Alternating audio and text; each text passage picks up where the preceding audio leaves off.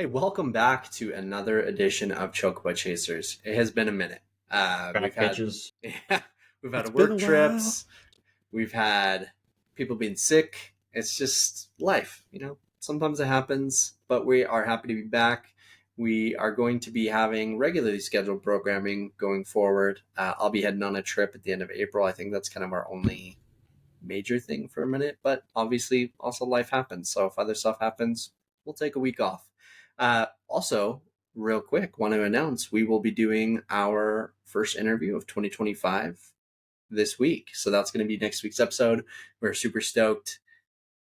We think you guys are going to like this one. So we're excited, and just stay tuned because we'll be posting some stuff later on in the week. But as we normally do, let's go ahead. Let's kick the episode off with what are you playing? I'll actually go ahead and kick us off. Been playing a few new games since we last connected. One I do want to go ahead. I'm actually just pulling up my PlayStation list just to make sure I don't forget anything.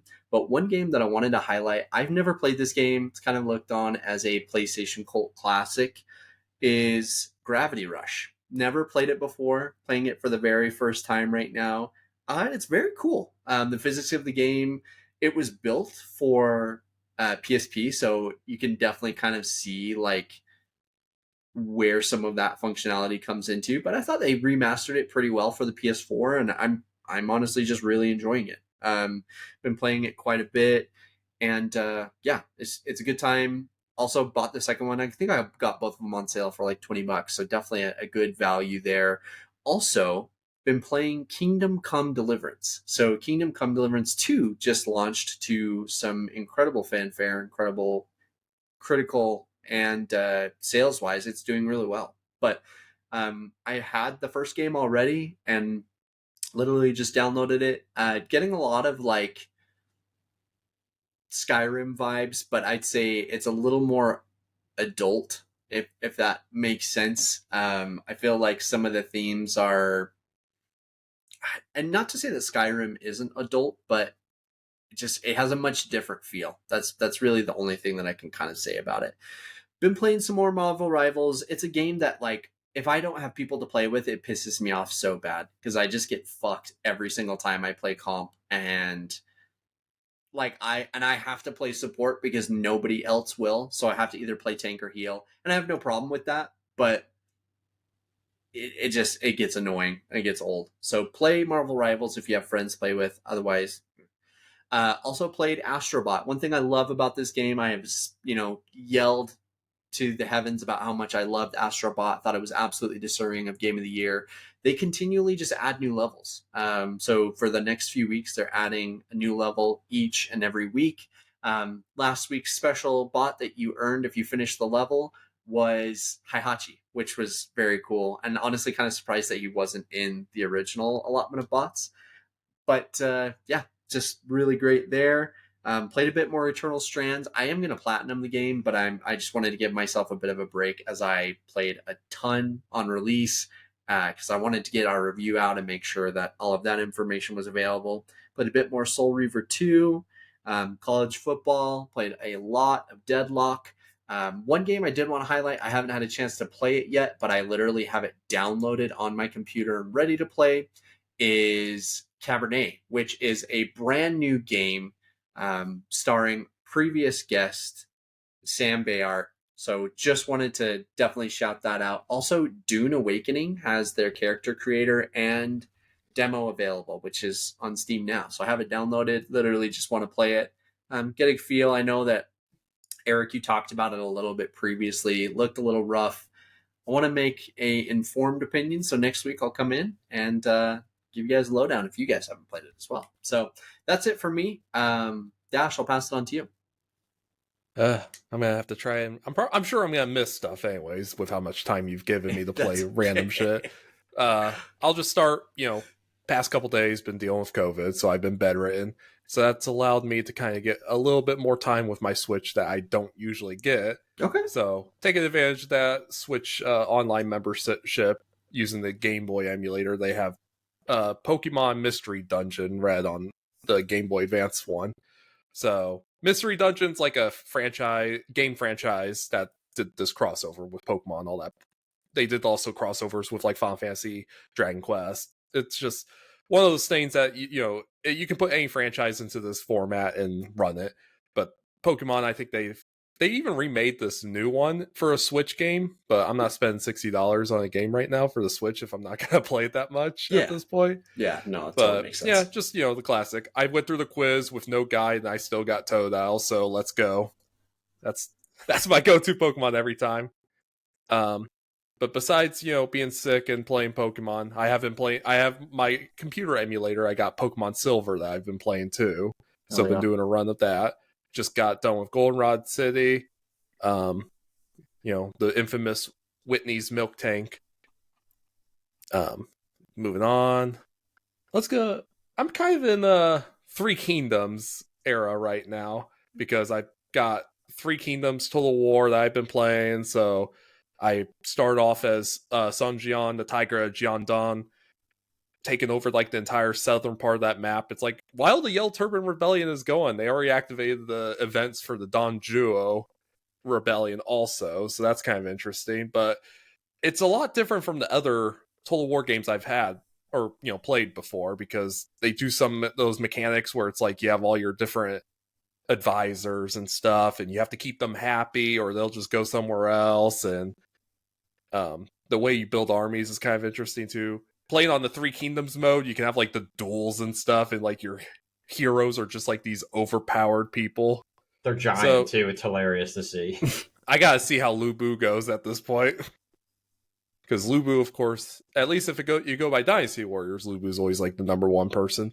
Just which so speak of Dynasty Warriors, there's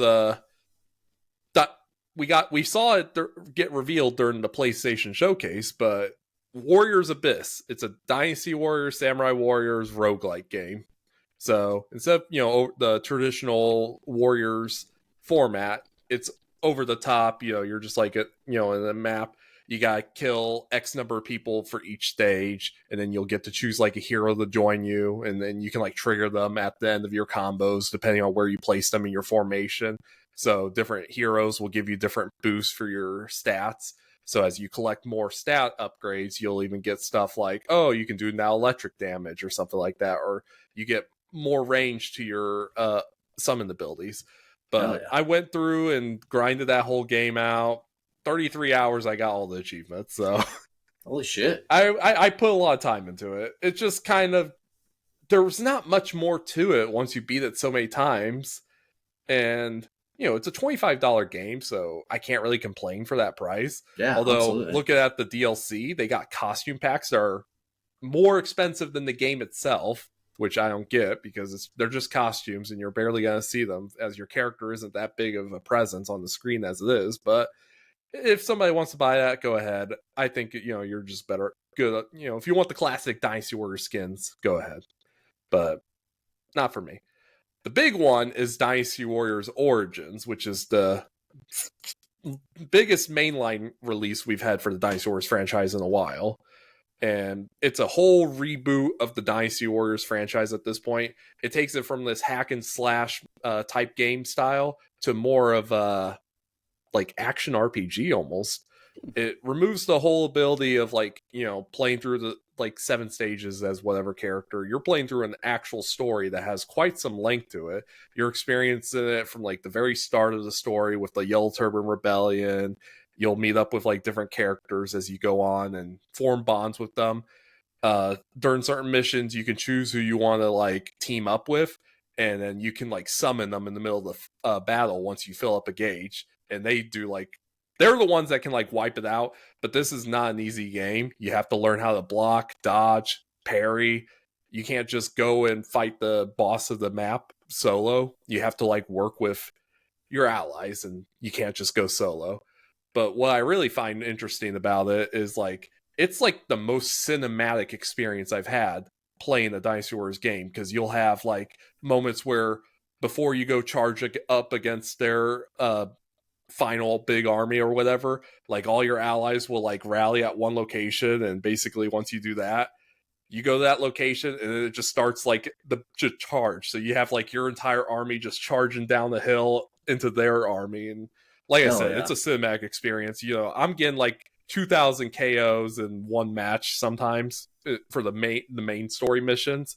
You have like an overworld that you can like walk around and go to different cities. There's different little skirmishes that, you know, they're quick ones that you can probably knock out in like 3-4 minutes. Just like kill 200 people, kill this boss, and, you know, get some XP or something like that. There's quite a few weapons that your character can use.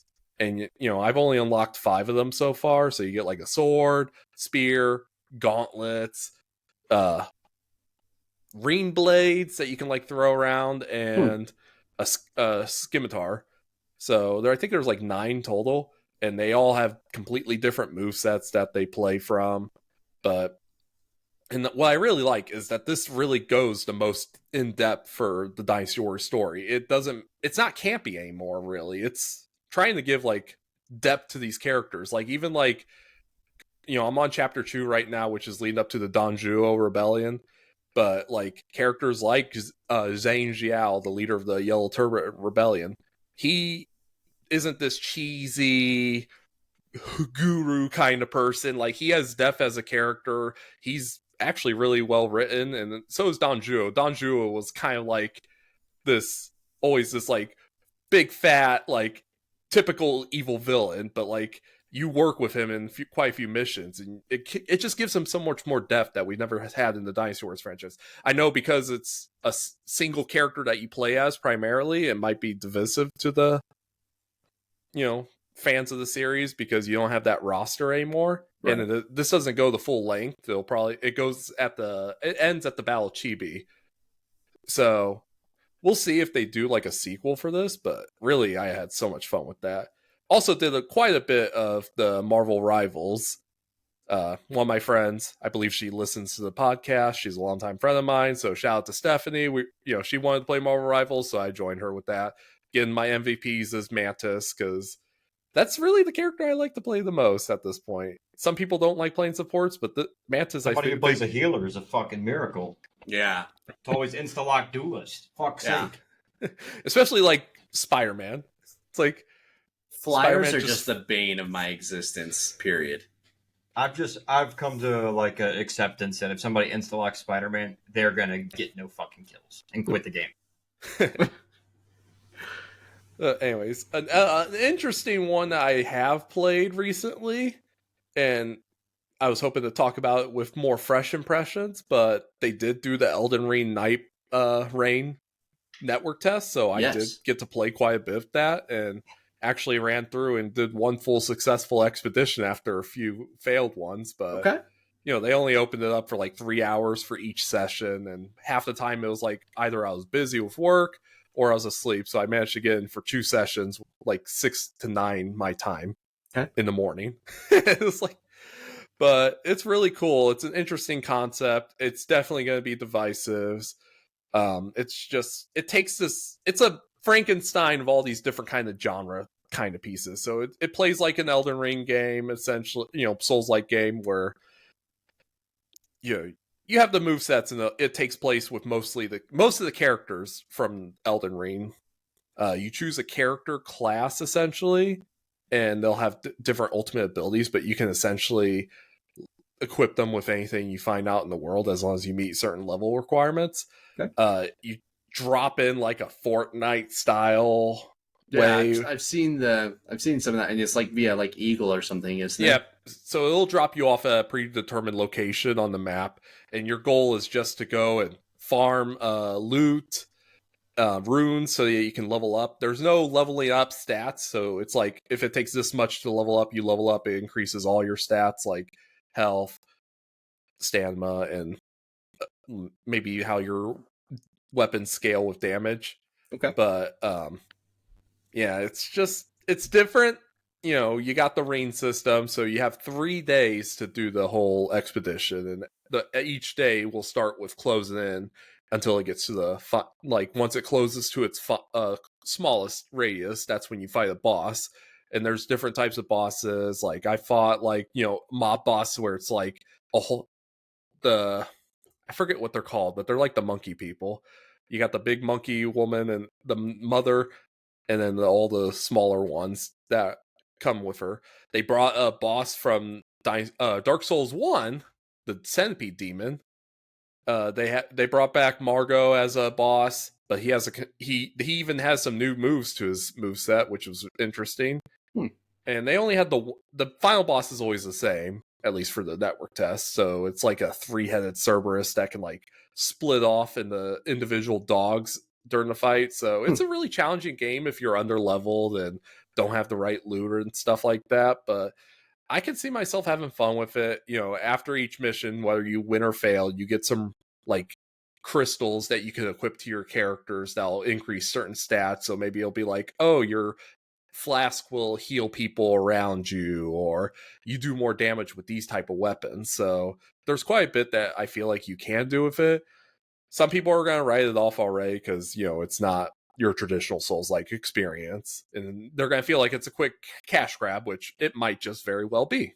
I mean, but I think it has merit. It has fun. It's going to be a $40 game, so, and there's going to be quite a bit of characters apparently coming into it. You only get the 4 so far, at least in the network test, but I think the full release should have a lot more. Cool. And I think the last one I have on my list is a little game called Bomber Crew that I picked up. It kind of plays like FTL, but think of it like a World War II bomber plane instead. So you'll go out flying bomber missions. You gotta assign people to different roles like the pilot, navigator, radar, gunners, and bomber. And so basically you're just going in, flying missions. You have to target like planes and stuff as they're coming, and you have to wait for your navigator to give you points to like go to. So if you're like, say, flying above the clouds, your navigator can't, if there's cloud coverage, your navigator can't see the ground, so you're not getting those navigation points.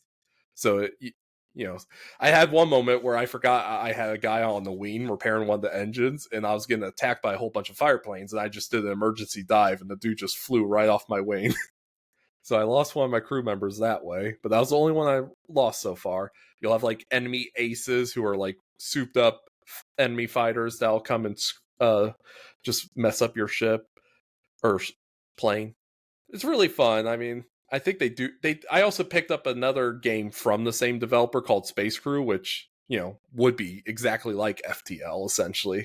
Yeah. So interesting concept. I'm definitely gonna play a lot more of this Bomber Squad at this point, but cool. I think that's it for my extended weekend. Hell yeah. Eric, what about you, man? So I will go back from the beginning. So since we have reconvened and last talked, I finished Eternal Strands. So good. I had a blast playing this. The story was great. The bosses were diverse and fun. Each one was different. How you beat them is very good. And there's even in-game content because you can go back and farm the final boss, and there's other things to do. And shout out to our former guest, Amelia Tyler, for voicing the Surgeborn, the main boss. Yeah. So that's pretty awesome. But very good game. It's free on Game Pass. There's no reason you shouldn't try it. It's very good. After that, played some Marvel Rivals. I'm a Thor main, so I catch MVPs with Thor. It's a lot of fun being in the thick of it with him. He's a tank. I did test out playing Duelist, which I don't really like doing. I found out that I just can't aim for shit. I mean, I guess I should have known from playing Valorant that I just can't hit anything. Doesn't matter what it is.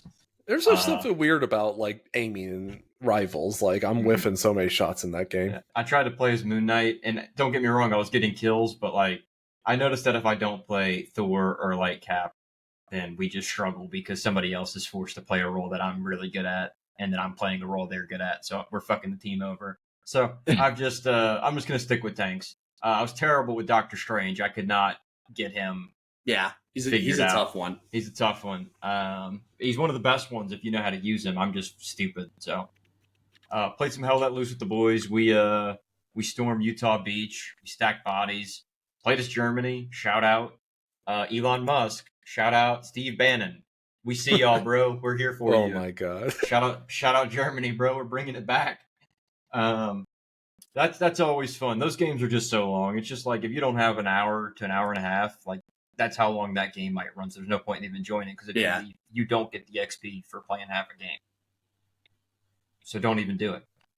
We actually picked up Phasmophobia. We were playing late the other night. We played Hell Let Loose, and we're like, "Fuck, it's midnight. None of us ready to go to bed." So we just ran Phas for a couple hours after that. Great time, always funny.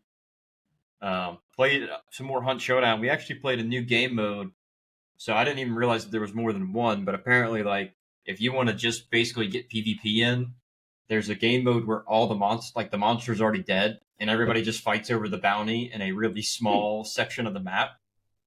And there's two like close extracts right there. It's the same thing. Like you could queue in solo. You really don't run into too many solo players and trios and things like that. And that's what we primarily play.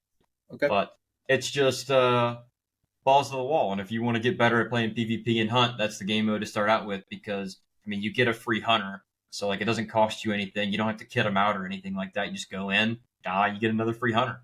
Keep doing it. Played Helldivers. There was a new update and new war bond out, and this war bond has a backpack nuke. Oh yeah, I forgot about Helldivers. I did play that.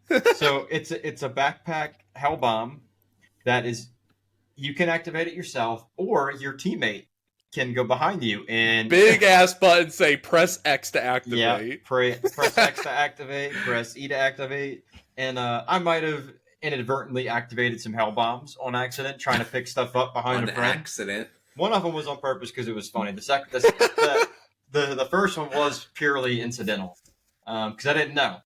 But so we played that. We played on. We were fighting bugs, and I guess they had something going on with this current thing where the bugs were souped up. Yep. With this smoke, and so we went in on level 9, and we got shit on. It fucking sucked. There's a new laser sickle, a sickle laser rifle that isn't like, I guess like it overheats, but when it overheats, it hurts you, but it does more damage. So like I'm shooting this thing and it's setting me on fire. And so I was like, all right, I can't use this. I'm not to be trusted with shit like this. But we had a great time, man. I played that for a couple hours. And then the main game I've been playing just came out, Avowed. Halfway into Act 2, roughly. I can't really say that. I haven't gone into the main town in Act 2. I've been doing all the side stuff around it. I'm going to say I really like the game. It's beautiful. You can play it in first or third person. I do think third person looks goofy as fuck. So, like, I only play in first person. But it's kind of set up almost like in between how Oblivion and Skyrim had their classes where you can basically do whatever you want. You can level up whatever you want. But you don't have to pick. You aren't like shoehorned into a few stats like in Oblivion. You can mix and match ranger skills, wizard skills, warrior skills at your convenience. It's a lot of fun. I've only got 2 of the companions so far. I like them both. They're not like I haven't dug too deep in their companion quest, so I can't tell you if they're forgettable or not compared to some other Obsidian companions. Just because like PoE 1 and 2 have great cast lists. Outer Worlds, I thought, had some very satisfying companion quests. If you played Pravartes or Vicar Max, those are 2 very good ones. Combat feels very smooth. You can wield a pistol in one hand with a sword in the other. You can do magic in one hand or a pistol in the other. I have a spell book and a pistol. So if anybody wants to get that boomstick and then lit on fire, you can get these hands anytime you want. I keep my typical sword and shield. I'm a melee guy. I like being a tank with a shield as well, so I would do that. Game's beautiful, too. A lot of people are criticizing it. They're like, oh, look at what I could do in Oblivion. And then they're chopping at like tables and breaking stuff. Or you can't really do that. There's not a whole lot. Like a lot of the inanimate stuff doesn't move when you attack it or jump on it. It's a little just goofy. Eye candy at that point. Like, I'm not playing it for that. Like I'm playing it for the story. Yeah. The settings are really good. There's one temple that was just like early in the game. It's in the first act. And it's like, holy shit. It's incredible. The level design is very good. I like it so much. It rewards you for exploring because there's chests everywhere. So if the more you explore, the more you'll find things. You can find some good items. You could find good crafting materials and things like that. So far, I mean, 7.5, 8 out of 10. What I'm playing so far, I like it a lot. But I'm a huge fan of the Pillars of Eternity games. Like if you don't like that setting, this game might not be for you. If you're looking for a Skyrim, this is definitely not for you because it's more quest oriented. Like you can explore, but there's not like open world sandbox stuff. There's not much to do once you explore some of these areas because Yeah. enemies don't respawn. Like you clear an area, it's cleared, and you can go back, but there's usually nothing there. I like it a lot, and that's really pretty No, much all I've been playing the past couple weeks. no, that's a good amount of lists. I mean, I like that we all played a little bit of something different. Um, so while we were out, PlayStation State of Play happened, and it was a pretty eventful one. You know, Xbox has come out this year, and they've got some good shit on the table. Um, One of the things that was expected to launch this year was Fable, which we literally just learned while we're recording right now that has been delayed to 2026. I don't think that's the worst decision ever. I think that this year is pretty stacked for them. Give it its own time. Fable deserves its own time in the spotlight. But PlayStation did their state of play. Some of the games they highlighted, Borderlands 4. I'm really not super excited for Borderlands. I don't know about you guys. I could never really get into them, and I think Randy Pitchford is a big fucking dork. So I'll have to wait on like impressions on the game. Yeah. I still have like the bad taste in my mouth from 3. Well, and it's weird that like PlayStation is going to do a Borderlands 4 like its own state of play. It just I mean, are that many people like really excited? I mean, about it still Borderlands has 4? quite a bit of fan base, and I mean, with the announcement, you saw an uptick in like people going back to Borderlands 3 and like the Steam. So yeah, for sure. It just was a little weird. Some of the other things. So Dave the Diver is getting a Like a Dragon crossover. Love that we're getting all of these crossovers between games. I think that that's awesome to see. Days Gone Remastered was a game that has been rumored, and they finally revealed it. And like all of PlayStation's other remastered, it's only $10 to do the new one. So I did it. I'm gonna play it because I really enjoyed Days Gone. Perfect 7-8 out of 10 game.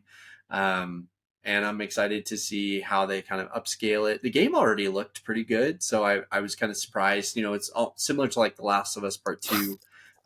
Was it super necessary? Maybe not, but they did also add some new modes like a horde assault, permadeath. Like I think those would be really fun, especially in a game like Days Gone. Like that'd be pretty awesome. Digimon is getting its time in the spotlight. So I don't know if I've ever talked about it. I love Digimon World. Back on the PS1. Champions. Yeah. So the latest installment in the Digimon Story series is set to release in 2025 on PS5. JRPG, you're going to travel between the human world and the digital world. It gave a lot of kind of the feel of those older Digimon games. So obviously we'll have to wait to see more information on it, but cautiously optimistic on that one. I mean, Digimon like Cyber Sleuth games were really good too. Yeah. And so Supermassive, who made like the Dark Pictures anthology, is coming out with a new game, Directive 8020. The actress who plays Monica Rambeau in the Marvel movies is going to be the lead. It's a horror, like sci-fi astronaut game. I really don't need to hear more other than like that sentence, and I'm pretty with it. It's releasing October 2nd, so literally right around Halloween. Five Nights at Freddy's.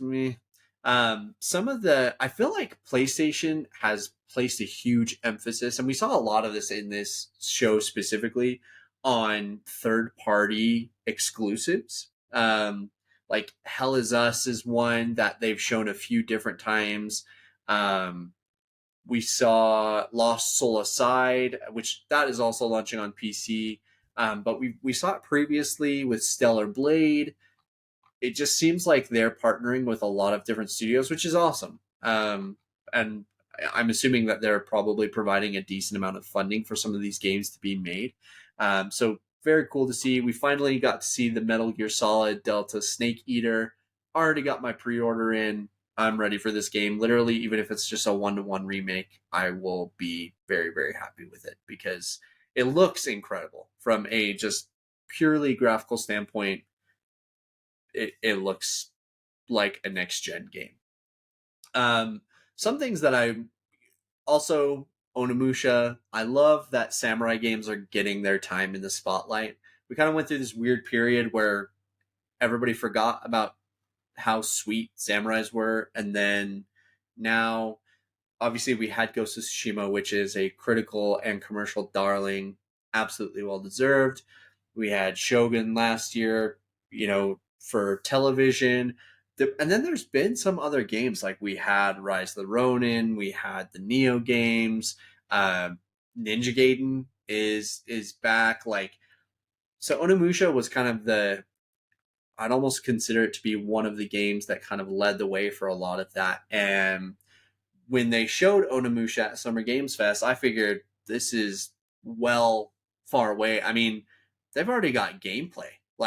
This might be a lot closer than we think. And so they said 2026, but man, it might be early 2026. We're talking gameplay they showed looked really good. It's and I liked how they were implementing you could use the environment, push people in the Yeah. Well, and I like that because I think a lot of Souls-like takes some influence from there, but they are very different.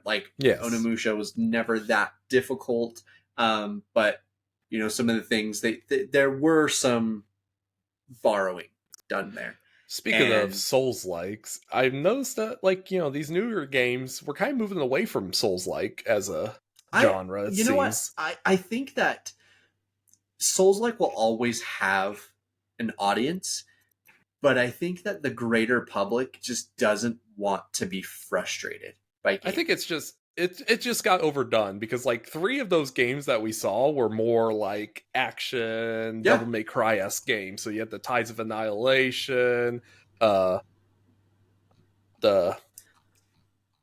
one I was just talking Lost Souls about. Aside, and Lost Souls Hell Aside. Is Us. Yeah. Those aren't Souls-likes. Those seem to play more like Devil May Cry. Yeah. Which I'm hoping we're not going to get a saturation of that genre as much as I love it. But speaking of Souls, we did get Lies of P DLC, which is launching this year. Lies of P is absolutely an incredible game. If you haven't played it, it's your Pinocchio in a Souls-like environment, but with a very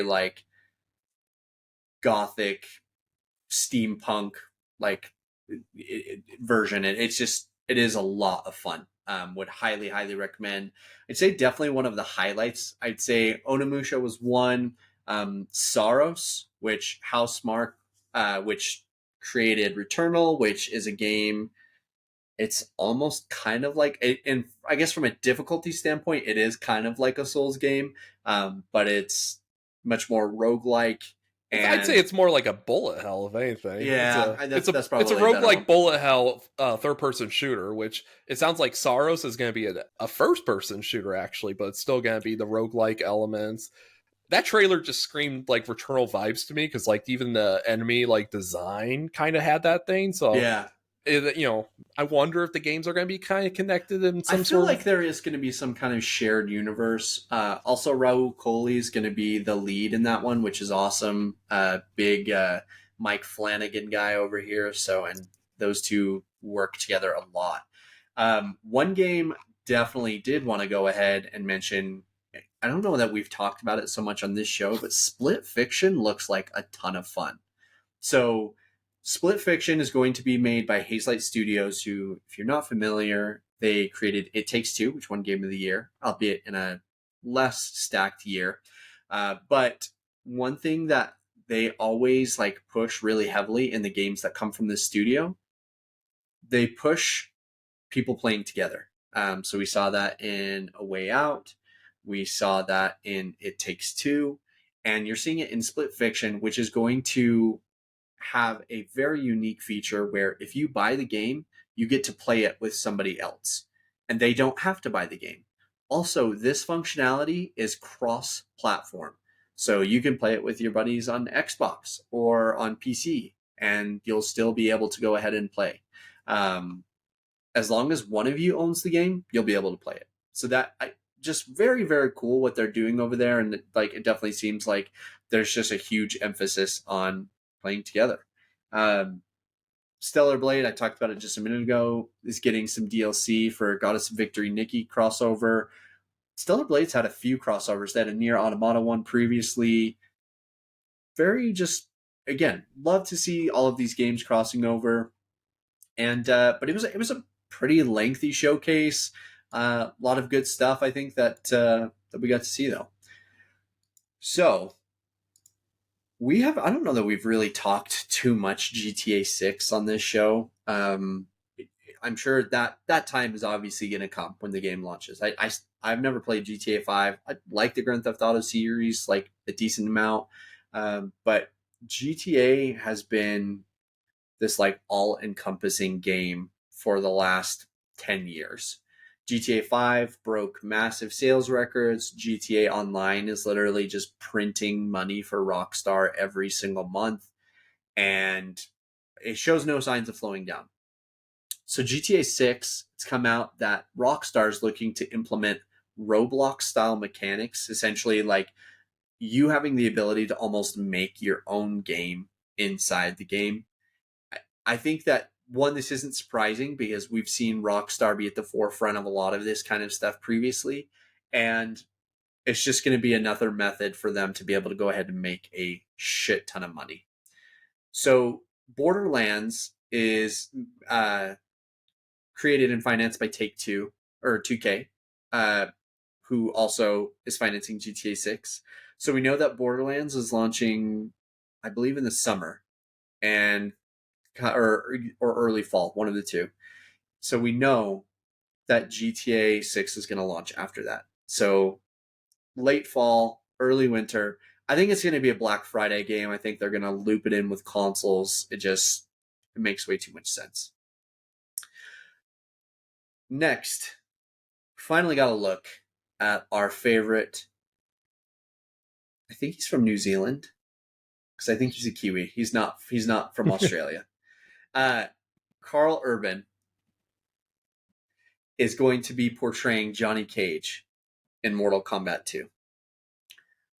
I'm stoked as hell. I know a lot of people weren't like super thrilled with the casting, and I can understand why. Like he doesn't necessarily scream pretty boy, action actor, but Fucking if you handsome. I don't know what you're talking about, dude. Yeah, That's he's a handsome good-looking son of a guy. bitch. That's a handsome son of a I bitch. think people are judging him because of Billy Butcher, who's kind of just Well, that's like the thing. this. But that's the thing. Here's the thing. If you have only seen Karl Urban as Billy Butcher, like, one, you got to diversify your movie portfolio, because Lord Lord of of the Rings, Judge Dredd, Star Trek remakes. Like he plays vastly Legend of different the Ghost characters in Warrior. all these. yeah, this dude has range, and I think he's going to kill it as Johnny Cage. I'm more worried that they're going to focus too much on the stupid main character in this. I do not want to see Cole. Kill him. I just want to see him get Mortal Kombat Annihilation right at the beginning of the movie. Like, Shao Kahn just comes in, just fucking murders. your soul is mine. It's fucking cold. Nobody wants that. Yeah. And yeah. So we'll get a better look at that here probably over the next few weeks. I bet we probably get a trailer sometime, because I think it's supposed to release this year. So Phil Spencer has come out and said that the PlayStation logo is going to be present in all Xbox coming showcases. This is not surprising whatsoever, because Xbox is getting out of the exclusives game, like, permanently. They're a developer, and they want to release all of their games on every platform, and it's just going to be a means for them to push Game Pass subscriptions, because it'll say, hey, our game, it's available on PlayStation. Indiana Jones, it's available on PlayStation. You can buy it. Pay $70, or you can sign up for Game Pass. Avowed is on Game Pass. Don't spend $70 on it. Eternal Strands, Get it for available. $25. Game Pass. Actually, Road Trader just got on Game Pass now, too. Yeah. I think Vellatro's coming, huh? Yep. It's on there right now. Yeah, it's available now. So, America. I mean, it's worth the money, but yeah, it's definitely an addiction. I'm not going to push on you like crack or anything. So, Dash, it's funny that you were talking about skin costs, because COD is having an issue where their consumers are getting upset that skin costs are getting out of control for the game. This specifically is coming from the launch of the TMNT skins, which is awesome. I love TMNT, Raphael for life. But at this point, some of these skins are getting so expensive, and people are pressuring Activision to put COD as a free-to-play game, considering how much money they're making off of their player base and how upset some of them are getting.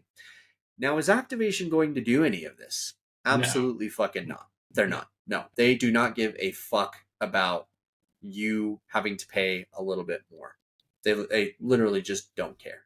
And for how much money they're making, they lost a pretty good amount of sales this year since Xbox obviously owns Activision, and so now it's available via Game Pass. That's the price you pay sometimes, but they are getting those in Game Pass subscriptions. So I'm not sure that it necessarily equals out, but they're making money in different areas. Additionally, COD has done the unthinkable, and they have given us a date for a Tony Hawk related announcement. And coincidentally, a Singapore retailer has rated Tony Hawk's Pro Skater 3 and 4 for a 25 release. I was really hoping they were going to kind of skip 3 and 4 and just go to Underground 1 and 2 because those games are fucking sick.